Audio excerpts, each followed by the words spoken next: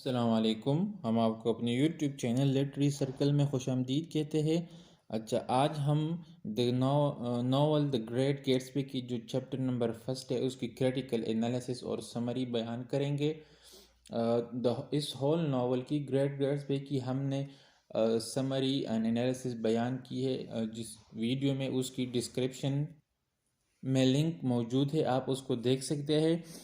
अब हम chapter number first की क्रिटिकल एनालिसिस और समरी बयान करेंगे। अच्छा, तो चैप्टर नंबर फर्स्ट में सबसे पहले होता यह है कि हमें जो इसका नरेटर है निक कैरावे, जो कि एक कैरेक्टर भी है इस नावल का, वो इंट्रोड्यूस किया जाता है। उसकी जो बायोग्राफी है, उसकी जो हिस्ट्री है, वो हमें बताई जाती है। दूसरा, इस नावल का जो सेटिंग है चैप्टर नंबर फर्स्ट में, वो भी हमें बता दिया जाता है कि ये न्यूयॉर्क में है और न्यूयॉर्क इसकी रियल सेटिंग है और इसकी fictional setting further New York island पर डिवाइड हुआ है। ईस्ट विग और वेस्ट एक पर वो कंप्राइज है। इसके बाद जो मेजर कैरेक्टर है वो भी इंट्रोड्यूस किए जाते हैं, जिस तरह के टॉम, डेजी और गेट्सबी के मुतालिक भी हमें कहा जाता है, just for a short time. और जिस तरह पार्टीज जो होती है, इस नावल के हर चैप्टर में एक पार्टीज होगी। इस चैप्टर नंबर फर्स्ट में भी एक पार्टी होती है जिसमें नरेटर निक होता है, टॉम होता है, डेजी होती है। डेजी टॉम की वाइफ होती है और निक की कज़न होती है, और इसके अलावा जॉर्डन बेकर होती है इस पार्टी में। अच्छा, तो सबसे पहले जो नरेटर है निक कैरावे, वो आतर उसको फिर जराल्ड उसको इस तरह इंट्रोड्यूस करता है कि वो कहते हैं कि मेरा जो नरेटर है कैरावे या निक, तो ये एक अनबाइस्ड नरेटर है, ये एक न्यूट्रल नरेटर है और ये एक मॉरल बंदा है, मॉरलिटी इसमें मौजूद है। तो वो इसके मुतालिक कहता है कि वेनेवर निक अपने फादर के मुतालिक कोटिंग करता है कि मुझे मेरे फादर ने कहा कि whenever you feel like criticising anyone, just remember that all the people in this world haven't had the advantages that you have had.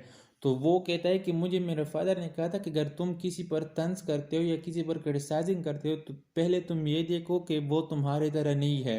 अब इस वो उसकी जो दौलत है, या जो मतलब निक को अपने फादर से विरसे में जो दौलत मिली है, वो इसके मुतालिक रेफ़र करता है।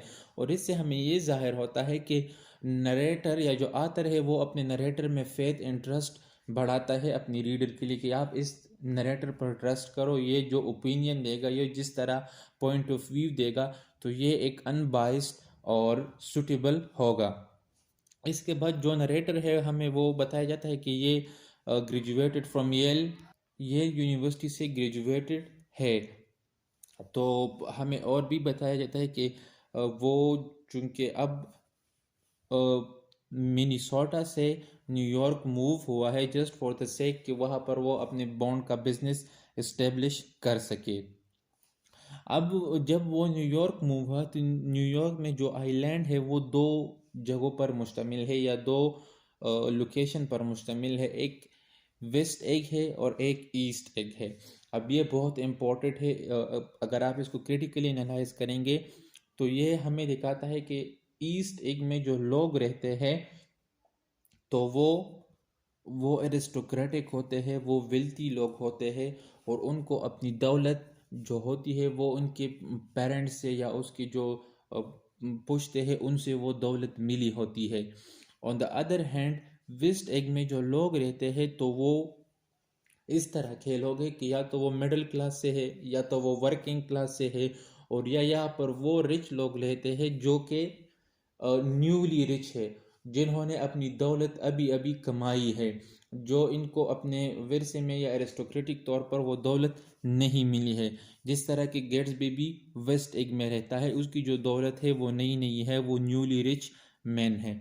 अब जब हम ये रीड करते हैं चैप्टर नंबर फर्स्ट, तो इसमें हमें ये चीज़ दिखाई जाती है कि ये जो एग होते हैं, ये जो वेस्ट एग और ईस्ट एग है, ये दो एरिया है, तो ये कम्प्लीटली ओवल नहीं है, फ्लैटेड है। और इसकी एग्जांपल हमें कोलंबस की जो एक स्टोरी है वो हमें बताई जाती है। अगर अगर आप कोलंबस से की स्टोरी के बारे में नहीं जानते, तो वो इस तरह की कुछ स्टोरी है कि कोलंबस अपने दोस्तों के साथ बैठा था और वो एक एक ले गए। तो उन्होंने कहा कि कौन एक एक को स्टैंड करेगा, मतलब टेबल पर इसे कौन खड़ा करेगा वर्टिकली। तो सब दोस्तों ने ट्राई किया लेकिन किसी ने भी उसको स्टैंड नहीं किया उस एक को। इसके बाद जब कोलंबस की बारी आती है तो वो इस एक की जो बेस है उसको थोड़ा फ्लैट कर लेता है किसी भी तरीके से, लेकिन वो उस एक को स्टैंड कर लेता है तो वो एक थोड़ा फ्लैट सा हो जाता है। तो ये उस रेफरेंस के मुतालिक है। अब निक कहता है कि मैंने जो वेस्ट एग है वहाँ पर मैंने एक हाउस रेंट पर लिया है और उसकी कीमत या रेंट मंथली है वो $80 है। और ये उसने गेट्सबे का जो मेंशन है उसके ही नेबरहुड में ये वाक़या है ये हाउस। और वो ये कहते हैं कि ये एक आई सोर है in front of Gatsby mansion. Once again एक आई सोर है। अब आई सोर का मतलब ये है कि गेट्सबे का जो मेंशन है वो बहुत बड़ा है, उसका हाउस बहुत ही बड़ा है और मेरा जो हाउस है उसके सामने कुछ भी नहीं है, इसका मतलब ये है। अब निक जो है तो उसकी जो कज़न है डेजी, उसने पार्टी रखी है, डिनर रखा है और उसने निक को भी इनवाइट किया है। और वो लोग रहते हैं ईस्ट एग में। अब हमने जैसे बताया कि ईस्ट एग में वो वेल्थीस्ट लोग रहते हैं और वो एरिस्टोक्रेटिक पीपल रहते हैं। जब निक वहाँ पर जाता है डिनर पर तो वो डेजी और टॉम के साथ मिलता है। डेजी इसकी कज़न है और टॉम डेजी का हस्बैंड है। अब ये टॉम जो है ये निक का एक फ्रेंड भी रह चुका है। जब वो येल यूनिवर्सिटी में थे तो वो उसका फ्रेंड था उस ज़माने में। और टॉम जो है ये एक powerful arrogant and aristocratic person है। इसका जो कैरेक्टर है उससे हमें जो हम उस कैरेक्टर की एनालिसिस करेंगे तो उससे हमें कुछ चीज़ें नज़र आएंगी, जिस तरह के वो एक वेल्थी एरिस्टोक्रेटिक पर्सन है, वो एरोगेंट है और वो एक रिसिस्ट और क्लासिस पर्सन है। उसके कैरेक्टर में हमें ये चीज़ें नज़र आएंगी कि वो एक क्लास बंदा है, वो अपने क्लास पर अपने आप को सुपीरियर तस्वर करता है। जब निक उस पार्टी में उस अपनी कज़न डेजी के घर पहुंचता है तो वो अपने Daisy with her friend Jordan baker, वो जॉर्डन बेकर और डेजी एक ही सोफे में बैठी होती है और वो याविंग करती है। तो इससे हमें ये पता चलता है कि वहाँ पर जो कैरेक्टर है वो उसके पास वेल्थ भी है, फैसिलिटीज़ भी है, सब कुछ है, लेकिन वो एक दूसरे के साथ अटैच नहीं है।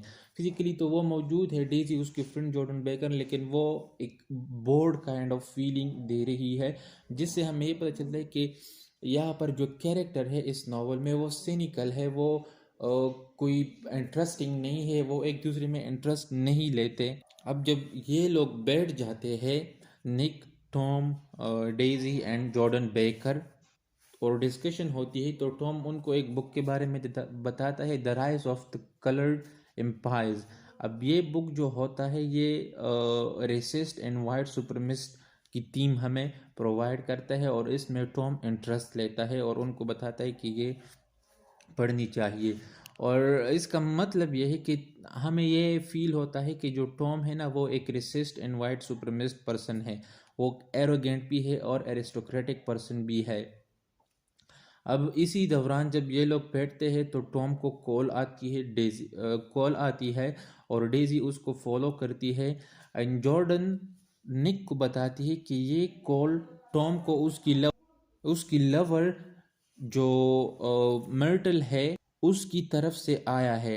अब यहाँ पर इस चीज़ में अगर हम देखें तो जो कैरेक्टर है टॉम, उसकी जो डिसऑनेस्टी है, इनफिडेलिटी है और वो एक हाइपोक्रेटिक टाइप ऑफ पर्सन है, वो हमें सब कुछ नज़र आ जाएगा कि वो इतना मगरूर और एरिस्टोक्रेटिक पर्सन है कि वो अपने अफेयर को अपनी बीवी से नहीं छुपाता।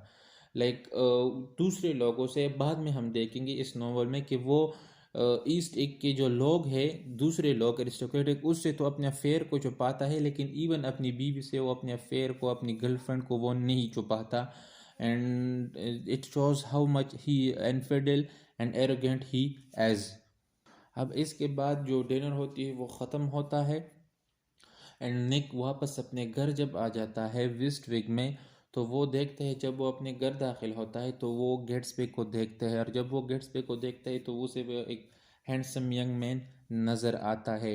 और गेट्सबे ने अपने हाथ जो कि है स्ट्रेच किए हैं, जिस तरह के आप अगर टाइटैनिक मूवी अपनी देखिए उसमें जिस तरह हाथ उन्होंने स्ट्रेच किए हैं, तो इसी तरह ही गेट्सबे ने अपने हाथ या आर्म जो है वो स्ट्रेच किए टूवर्ड द डार्क वाटर, जो वाटर है, जो बे है, जिसने ईस्ट एग और वेस्ट एग को सेपरेट किया है एक दूसरे से, उसकी तरफ।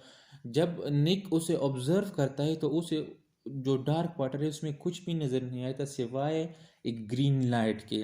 अब ग्रीन लाइट यहाँ पर एक सिंबल है और बहुत ही इम्पोर्टेंट सिंबल है इस नावल में, और ये सिंबलाइज करता है एक अनअटेनेबल ड्रीम जो कि गेट्सबे का होता है। और ये अनअटेनेबल ड्रीम एक तो अमेरिकन ड्रीम को भी जाहिर करता है, और दूसरा जब हम आगे देखेंगे कि जो डेजी है और जो गेट्स पे है, Gatsby fall in love with Daisy, और लेकिन बाद में वो उसे अचीव नहीं कर सकता, तो ये उसी ही ड्रीम को या होप को जाहिर कर सकता है।